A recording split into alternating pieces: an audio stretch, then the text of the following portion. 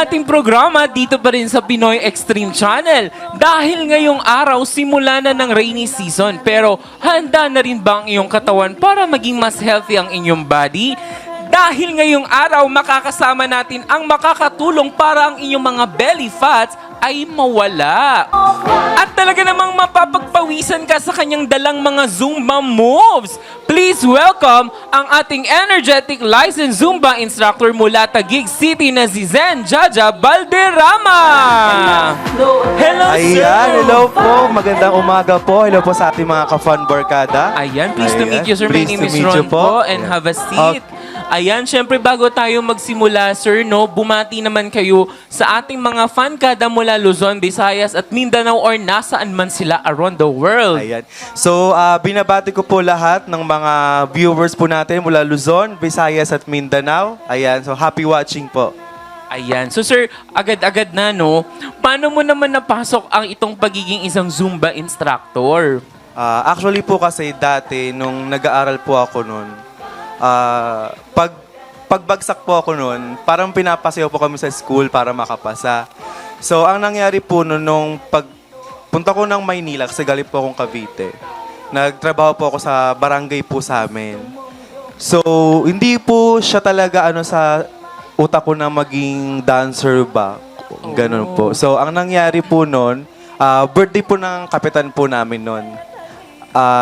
Parang ginanap po siya sa covered court. Ngayon, Okay. lahat po ng barangay staff, kasi barangay staff po ako dati, housekeeping po ako. Lahat po kami invited. So, lahat po sila sumasayaw. Parang sumasayaw-sayaw po sila. So, parang nainggit po ako. So, parang sayaw-sayaw din ako, sayaw-sayaw. Hanggang sa nagulat ako, pagtingin ko po sa likuran ko, ang dami ng sumusunod sa akin, gumagaya. Wow. So, ang nangyari, kinabukasan po nun, kinausap po ako ng kapitan po namin kung pwede raw po ba akong mag-instructor. Ilang taon ka that time, sir? Bata pa po ako nun kasi parang kakagraduate ko lang po ng 4th year high school. Wow. Parang 2016 po ata. 2016. Pero yun ba ay talagang sumasayaw ka na sa school or any organization na sinasayawan? As in, wala po talaga. As in, walang Wala knowledge po about sa talaga. dancing. Grabe Opo. naman yun. Pero sino o ano yung nag-push sa'yo para pasukin yung isang pagiging Zumba instructor?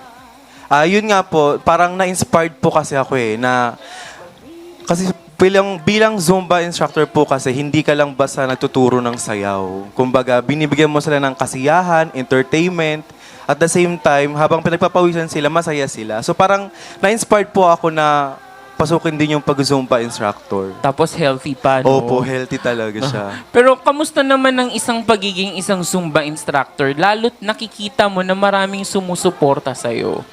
Yun po, masaya. Masaya siya kahit nakakapagod kasi syempre everyday, minsan sa isang araw, 4. So, 1 hour yun. Nakakapagod, pero masaya. Ito ba, ano ba yung pinakatamang gawin kapag ikaw ay nagsusumba, sir? Meron bang bagong magsumba at pagkatapos magsumba na dapat ginagawa? Yun po, kasi sa amin po, bago ka mag-Zumba, kailangan po muna ng proper warm-up. Ayan. So, proper warm-up para yung mga buto-buto, yung mga joints natin, mabanat. At hindi mabigla. Yes, hindi siya mabigla. Kasi masakit sa katawan pag nabibigla. Tama. Pero ito bang pagsusumba, ano ang naitulong nito sa iyo para mas makatulong sa iyong sarili, lalong-lalo na sa iyong pamilya? Ayun po. So, malaking tulong po siya talaga, as in, hindi lang ho sa akin, pati rin ho sa pamilya ko kasi since pandemic po, nawalan kami ng trabaho, parang ang nangyari po noon, at ano pong ginagawa ko para makapagtrabaho, makapagsuporta, tas lahat po yung mga kinikita ko sa pagtuturo, yun po yung pinapang-support ko po sa lolo't lola ko, sa kapatid ko, tsaka po sa 2 pamangkin ko po. Talagang naging source of income mo na talaga Opo, siya. talaga. As in, yun po talaga yung ginamit ko na po siyang way talaga para makatulong po sa Means of pamilya. living, di ba? Pero, oops, bibitinin muna namin kayo sa ating kwentuhan dahil magbabalik pa ang inyong programang sigurado ang fun at sure na sure ang laugh. Ang fun and laugh with Ron! And laugh, nood ka na dito. Fun and laugh, at na ma-enjoy mo. Fun and laugh, mas masaya